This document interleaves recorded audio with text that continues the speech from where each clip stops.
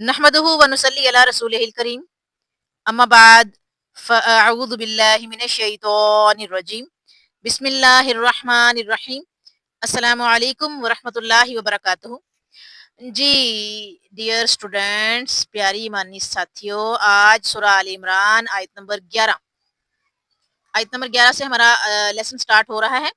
तो शुरू करते हैं आज का लेसन। बिस्मिल्लाहिर रहमानिर रहीम। कदाबि आलि फ़िरऔन वल्लज़ीन मिन क़ब्लिहिम कज़्ज़बू बिआयातिना फ़अख़ज़हुमुल्लाहु बिज़ुनूबिहिम वल्लाहु शदीदुल इक़ाब। इसकी हम वर्ड टू वर्ड ट्रांसलेशन देखते हैं। कदाबि जैसे, मुआमला, आले फ़िरऔन, आल औलाद और फ़िरऔन फ़िरौन वाले, यानी कि आले फ़िरौन फ़िरौन वाले। वा और अल्लज़ीना वो लोग जो, आपको मैंने पहले भी बताया कि अल्लज़ीना की ट्रांसलेशन पूरे कुरान में जहाँ भी आएगी तो वो ट्रांसलेशन जो है वो हम करेंगे लोगों से।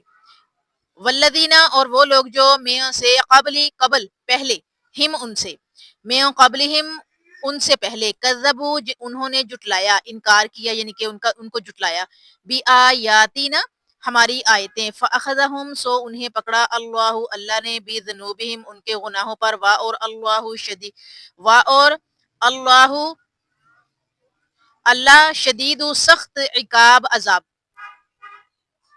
इसकी ट्रांसलेशन देखते हैं हम। जैसा आले फिरौन का हाल हुआ और उनका जो उनसे पहले थे, उन्होंने हमारी आयात को जुटलाया, तो अल्लाह ताला ने भी उन्हें उनके गुनाहों के सबब पकड़ लिया और अल्लाह ताला सख्त अजाब, सख्त सजा देने वाला है। अजाब देने वाला, सजा देने वाला एक ही चीज है। तो यहाँ पर जो है वो आले फिरौन को मुखातिब किया गया है। उनके हाल का जो है वो तज़किरा हुआ है कि जैसे आले फिरौन का हाल हुआ और आले फिरौन से पहले जो लोग दुनिया में आए और उन लोगों का हाल हुआ।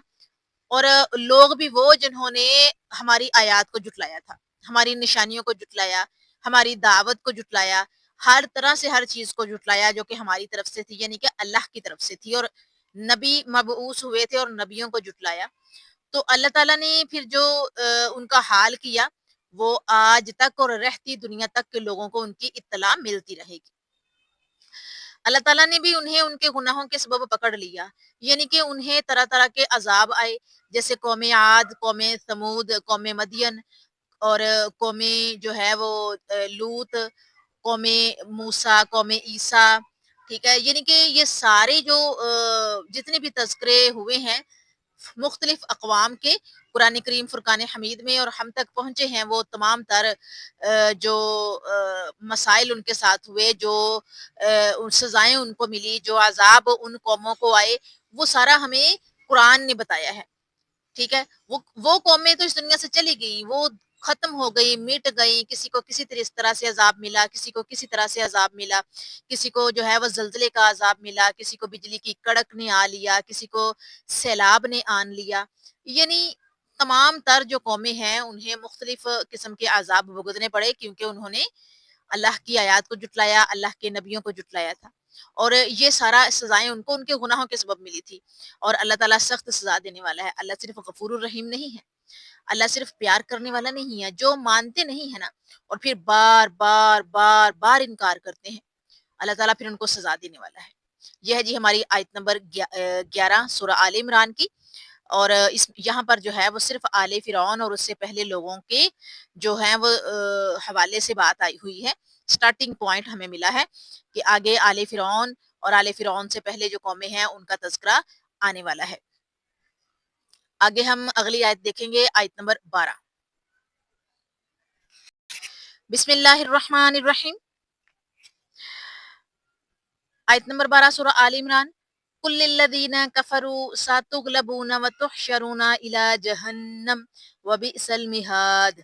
कुल कह दीजिए, लिल्लज़ीना वो लोग जो कफ़रू उन्होंने कुफ़्र किया, सतुग़लबूना अनकरीब तुम मग़लूब होगे, व और तुहशरूना और तुम हांके जाओगे, इला तरफ जहन्नमा जहन्नम, व और बिअसा बुरा, मिहादु ठिकाना है। यहाँ भी जो है वो तज़किरा किया गया है किसका? कि अनकरीब तुम मग़लूब किए जाओगे। इसकी ट्रांसलेशन देखते हैं हम। काफ़िरों से कह दीजिए کہ तुम अनकरीब मगलूब किए जाओगे और जहन्नम की तरफ जमा किए जाओगे और वो बुरा ठिकाना है। यहाँ पर जो काफिर हैं, इनकार करने वाले हैं, जुटलाने वाले हैं, उनको बड़ी मुख्तसरन उनका अंजाम बता दिया गया है कि अगर अगर तुम बाज ना आए, काफिरों को मुखातिब किया गया है या काफिरों के हवाले से कहा गया है कि कह दीजिए, काफिरों से कह दीजिए, काफिरों से कह दीजिए कि अन करीब तुम मगलूब किए जाओगे, यानी पकड़ लिए जाओगे, नीचे बिठा लिए जाओगे, लाइक जो है वो उनका अंजाम उनको दिखाया जाएगा और जहन्नम की तरफ फिर वो जमा किए जाएंगे। और जहन्नम जो है वो बहुत बुरा ठिकाना है। उन लोगों के लिए जहन्नम बुरा ठिकाना है जो आयात का इनकार करते हैं, जुटलाते हैं, मानते नहीं हैं, ढीठ हैं, सरकश हैं, उनके लिए जहन्नम बहुत बुरा ठिकाना है और वो ऐसे लोग जो हैं वो जहन्नम की तरफ ही जमा किए जाएँगे। ये है जी हमारी आयत जो कि मुख्तसरन आपके सामने रखी और इसमें सिर्फ़ एक जो है वो पैगाम दिया गया काफ़िरों के लिए कि कह दीजिए काफ़िरों से कि अनकरीब तुम मग़लूब किए जाओगे और जहन्नम की तरफ जमा किए जाओगे और वो बुरा ठिकाना है। आगे हम चलते हैं आयत नंबर 13 की तरफ। बिस्मिल्लाहिर्रहमानिर्रहीम। सूरा आल इमरान आयत नंबर 13 बिस्मिल्लाहिर्रहमानिर्रहीम। क़द काना लकुम आयातुन फ़ी फ़िअतैनिल तक़ता फ़िअतुन तुक़ातिलु फ़ी सबीलिल्लाहि व उख़रा काफ़िरतुन यरौनहुम मिथलैहिम रअयल ऐन वल्लाहु युअय्यिदु बिनस्रिही मन यशा इन्न फ़ी ज़ालिका लइब्रतन लिउलिल अबसार। इसकी वर्ड टू वर्ड ट्रांसलेशन हम देखते हैं।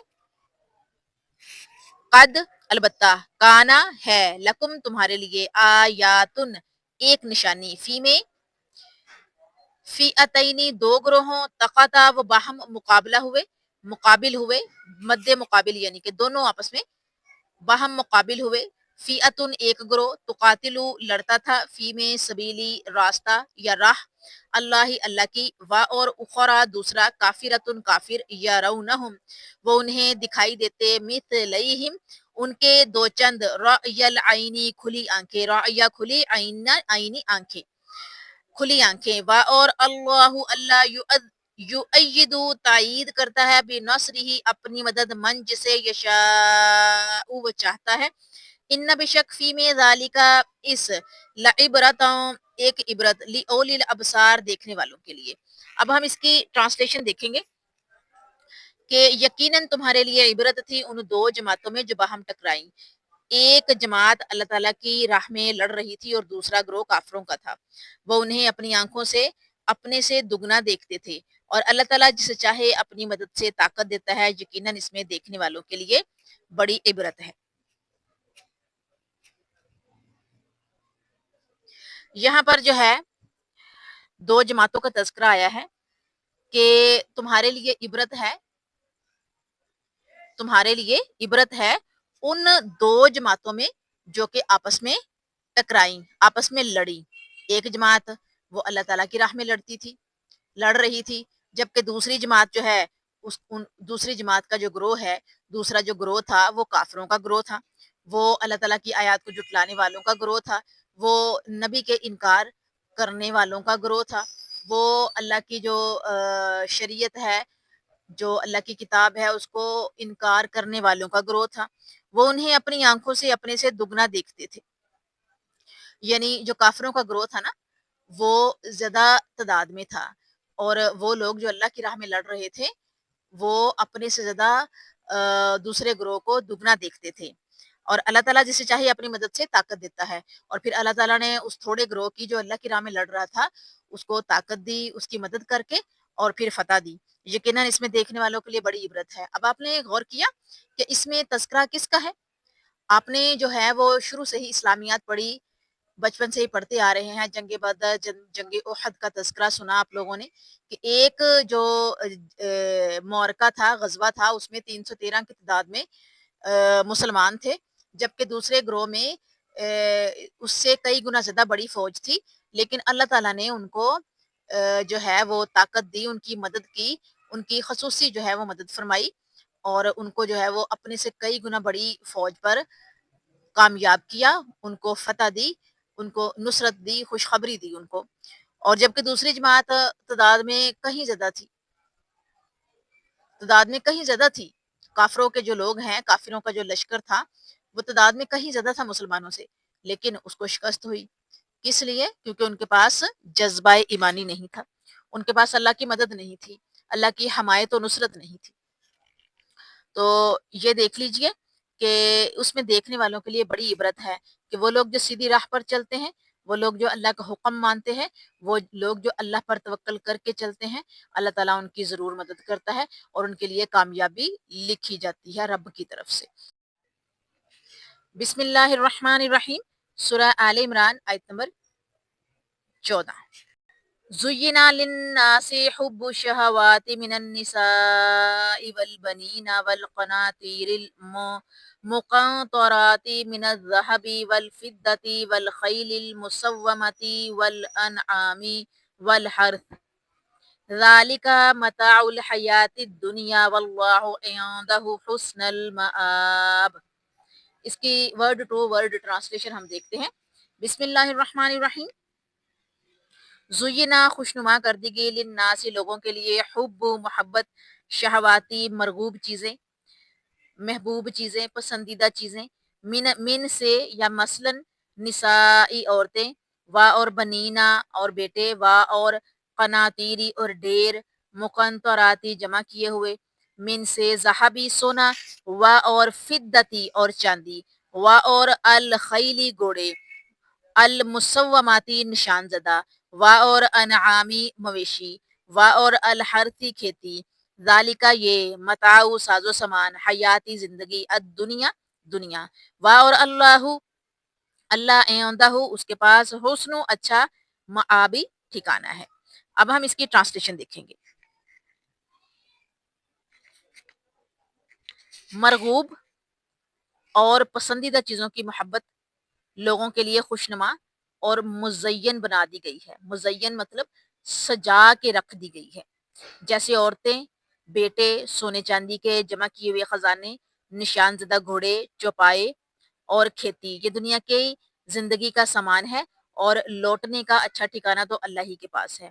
اب ہم پہلے اس کا کنیکشن دیکھتے ہیں پچھلی آیات سے۔ جو پچھلی آیات آپ کے سامنے رکھی 3، 11، 12 اور 13، وہ مختصراً بیان کی، اور اس کے علاوہ چونکہ کنیکشن تھا یہ تھا کہ ابھی ٹاپک سٹارٹ ہو رہا تھا اور اس میں بہت تھوڑا سا تذکرہ تھا، ہلکا سا ذکر کیا جا رہا تھا کہ اگلے جو ہے وہ حصے میں ایک نئے انداز میں آپ کے سامنے اللہ پاک نے جو ہے وہ رکھا ہے قرآن کو سمجھنا، اور جو سورت آل فرعون ہے، سورت میں جو تذکرہ ہے اس کے بارے میں پڑھنا۔ تو یہاں پر سب سے پہلے ہم کنیکشن دیکھتے ہیں کہ حق سے انحراف اور قوموں کی تباہی میں دنیا پرستی کا عنصر ہمیشہ غالب رہا ہے، اس لیے اس کی حقیقت بیان کی گئی ہے۔ ہدایت کے راستے میں جو چیزیں سب سے بڑی رکاوٹ بنتی ہیں ان میں سر فہرست عورت، بیٹے، سونا چاندی، سواری، مال، مویشی اور کھیتی باڑی ہے۔ ہر انسان ان میں سے کسی نہ کسی چیز کے ساتھ ضرورت سے زیادہ محبت کرتا ہے اور یہی چیز راہ ہدایت میں رکاوٹ بن جاتی ہے۔ خواہشات کے میدان میں عام طور پر سب سے پہلی خواہش عورت کے ساتھ مرد کی وابستگی ہے۔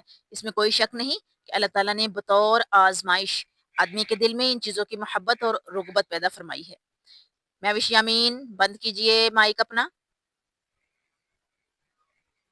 محوش یامین مائک بند کر لیجئے، آواز آ رہی ہے۔ سدر عامر ان کا مائک میوٹ کیجئے۔ اچھا جی، بطور آزمائش آدمی کے دل میں ان چیزوں کی محبت اور رغبت پیدا فرمائی ہے تاکہ دنیا کا نظام چلتا رہے۔ اگر عورت کے ساتھ مرد کی رغبت اور محبت نہ ہو تو نسب کا سلسلہ آگے نہیں چل سکتا۔ اسی تعلق کی خاطر اور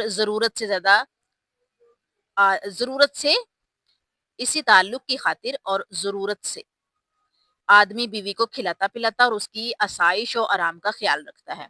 اگر اولاد نہ ہو تو آدمی کی دنیا سے رغبت کم ہو جاتی ہے۔ پھر اولاد میں بیٹوں کا ذکر کیا گیا ہے۔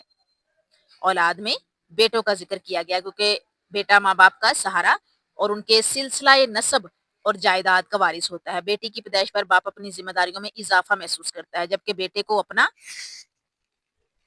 معاون اور یعنی مددگار اور مستقبل کا سہارا سمجھتا ہے۔ طبع انسانی یعنی کہ انسانی طبیعت کا جو ہے خیال رکھتے ہوئے بیٹوں کا خاص طور پر ذکر کیا ہے۔ بیوی اور بیٹوں کے بعد دنیا کا نظام چلانے اور سہولیات حاصل کرنے کے لیے سونا اور چاندی ہمیشہ سے انسان کے لیے پرکشش سرمایہ حیات رہے ہیں۔ سونا اور چاندی کی بدولت ہی دنیا میں لین دین اور تجارت ہوا کرتی ہے۔ کاروبار کے بعد اچھی سواری آدمی کے لیے آرام کے ساتھ باعث عزت ہوتی ہے۔ ہر دور میں گھوڑے کی سواری آدمی کے لیے شان و شوکت کا باعث سمجھی گئی ہے اور آج بھی موٹر کاروں اور مشینری کی پاور کا اندازہ کرنے کے لیے گھوڑے کی طاقت یعنی کہ ہارس پاور کو معیار بنایا گیا۔ گھڑ سواری ہمیشہ لوگوں کے لیے باعث فخر اور انبساط رہی ہے، یعنی کہ باعث فخر بھی اور اس میں کشش بھی، یعنی انسان کی طبیعت ادھر مائل ہوتی ہے۔ یہ جانور بہترین سواریوں میں شمار ہوتا ہے۔ ان چیزوں کے بعد کھیتی باڑی اور چوپایوں کی باری آتی ہے جو انسانی بقا کے لیے غلہ، رہائش، دودھ، مکھن، گوشت اور خوراک کا کام دیتے ہیں۔ چوپائے مطلب جانور، چار پائے، ٹھیک ہے؟ تو جانور جو ہے نا موسٹلی غور کیجئے جو دودھ دینے والے جانور ہیں اور جوتنے والے جانور ہیں وہ چار پایوں پہ ہی ہیں، دو ٹانگیں اگلی دو پچھلی، اس لیے ان کو چوپائے کہا گیا ہے۔ تو دیہاتی زندگی اور زمیندار کی یہی چیزیں متاع حیات ہیں۔ اس لحاظ سے انسانی زندگی کا دار و مدار عورت، اولاد، سونا چاندی، رہائش اور خوراک پر ہے۔ باقی تمام نعمتیں انہی کے متعلقات اور لوازمات ہیں۔ ان نعمتوں کی افادیت اپنی جگہ مسلم اور انہیں دنیا کی زندگی کے بہترین اسباب اور زینت قرار دیا گیا ہے، لیکن آدمی کی عقل مندی، دانش مندی یہ ہے کہ وہ عارضی زندگی اور اس کے اسباب پر نگاہ جمانے اور اکتفا کرنے کی بجائے حیات جاویداں یعنی جو ہمیشہ کی زندگی ہے، زندہ رہنے والی زندگی ہے، لازوال نعمتوں اور ان کے خالق و مالک کی طرف توجہ رکھے اور دنیا کے ذریعے آخرت کے انعامات حاصل کرنے کی کوشش کرتا رہے جو رب کریم کے پاس صاحب ایمان و کردار لوگوں کے لیے محفوظ ہے۔ یہاں پر ایک حدیث کوٹ کروں گی، صحیح بخاری کی حدیث ہے، کتاب الرقاق میں سے حضرت انس بن مالک رضی اللہ تعالی عنہ بیان کرتے ہیں کہ بے شک رسول اللہ صلی اللہ علیہ وآلہ وسلم نے فرمایا، اگر آدم کے بیٹے کے پاس سونے کی ایک وادی ہو تو وہ پسند کرے گا کہ اس کے پاس سونے کی دو وادیاں ہوں۔ اس کے منہ کو مٹی کے علاوہ کوئی چیز نہیں بھر سکتی، جس پر چاہتا ہے اللہ جس پر چاہتا ہے توجہ فرماتا ہے۔ اب یہاں پر جو ہے وہ دیکھ لیجئے آدم کے بیٹوں کا جو ہے وہ حال احوال بتایا گیا ہے۔ آدم کے بیٹوں کا حال احوال کہ جی اگر اس کے پاس پوری ایک وادی سونے کی ہو نا تو وہ اس کا دل للچائے گا کہ میرے پاس ایسی دو وادیاں ہوں، اور آدم کے بیٹے کا جو منہ ہے وہ مٹی کے علاوہ کوئی نہیں بھر سکتی، اور مٹی کیسے؟ یعنی کہ قبر میں جانا۔ پھر یہ کہ اللہ جس پر چاہتا ہے توجہ فرماتا ہے۔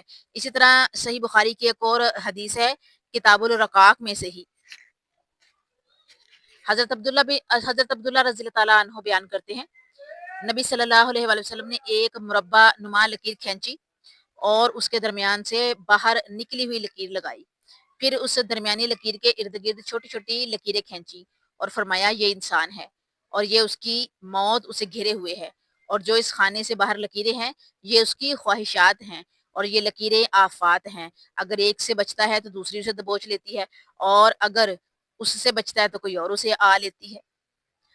ابھی آپ لوگوں کا جو پہلا ٹارگٹ ہے نا اس کا، جس دن آپ نے جب لیکچر جو ہے وہ اس کو سولو کرنا ہے اپنے گروپ میں، تو آپ لوگوں نے جو ہے وہ اس کو پیپر پہ جو ہے وہ اسکیچ کر کے بتانا ہے کہ یہ حدیث جو ہے اس میں کس طرح سے نبی صلی اللہ علیہ وآلہ وسلم کے حوالے سے بتایا گیا کہ ہمارے نبی نے لائنیں لگائی تھی، کس طرح سے خانہ بنایا تھا، خانہ بنا کے وہ لائن باہر بھی نکالنی ہے اور اس کے نزدیک ارد گرد جو ہے نا وہ چھوٹے چھوٹے لائنیں لگا کے دکھانی ہے۔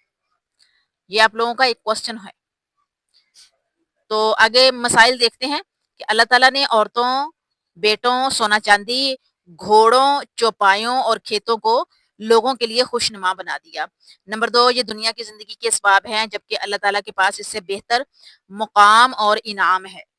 آیت نمبر 15 سورہ آل عمران، بسم اللہ الرحمن الرحیم، قل أنبئكم بخير من ذلكم للذين اتقوا عند ربهم جنات تجري من تحتها الأنهار خالدين فيها وأزواج مطهرة ورضوان من الله والله بصير بالعباد۔ اس کی ورڈ ٹو ورڈ ٹرانسلیشن ہم دیکھیں گے۔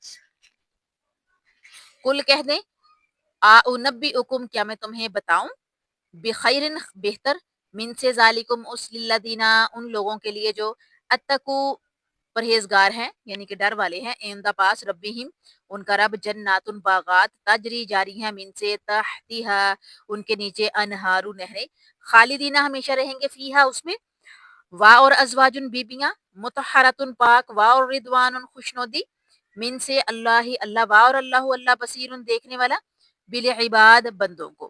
اس کی ٹرانسلیشن ہم دیکھتے ہیں۔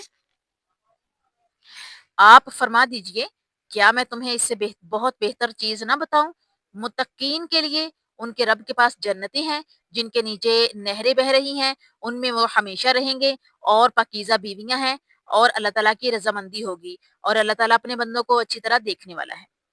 یہاں پر آپ لوگوں کو ایک میں چیز بتا دوں، پہلے بھی میں نے بتائی تھی، آپ لوگوں کو اگین جو ہے وہ میں یاد کروا دوں، ریممبر کہ میں نے کہا تھا کہ قرآن کا اسلوب بڑا خوبصورت ہے، اللہ تعالیٰ نے بڑے خوبصورت انداز میں اس کو جو ہے وہ ہمیں دیا ہے، اور ہمارے لیے مرتب کیا اس کو، ہمیں دیا ہے کہ جہاں بھی جس بھی جگہ پر اللہ تعالیٰ نے اگر عذاب سے ڈرایا ہے، اگر جو ہے وہ اذیت سے ڈرایا ہے، جہنم کا تذکرہ کیا ہے، وعید سنائی ہے، بالکل اس کے بعد جو ہے وہ جنتوں کا تذکرہ کیا ہے، جنت کے باغات کا تذکرہ کیا ہے، جنت کے جو نعمتیں ہیں، انعامات ہیں، ان کا تذکرہ کیا ہے، جنت کے نیچے جو نہریں رواں ہیں ان کا تذکرہ کیا ہے، کہ کہیں میرے بندے جو ہیں وہ صرف جہنم کو سن کے جو ہے وہ پڑھ کے اس سے دین سے دور نہ ہو جائیں، بلکہ جہنم کی جو وعید سنائی ہے اور جہنم کے عذاب جو ہیں جتنے بھی ہیں ان کا تذکرہ کیا ہے، اس کے ساتھ اللہ تعالیٰ نے جنت کا بھی تذکرہ کیا ہے، اور اللہ تعالیٰ نے جنت کے انعاموں کو اکرام کا بھی جو ہے وہ بتایا ہے کہ اس قدر انعام و اکرام وہاں پہ ملیں گے، اور حیات جاویداں کا تذکرہ کرتے ہوئے کہا ہے۔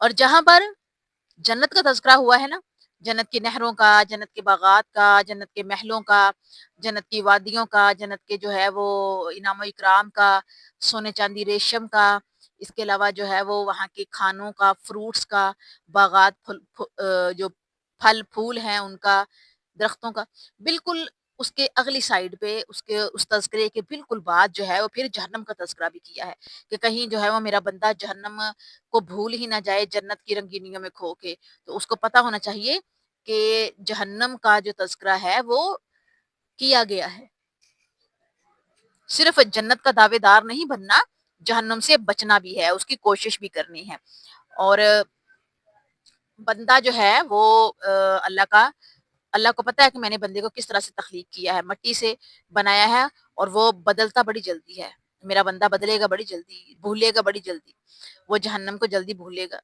لیکن وہ جنت کو یاد رکھے گا، وہ آسانیاں یاد رکھے گا، لیکن ایک چیز، ان مع العسر یسرا، ہر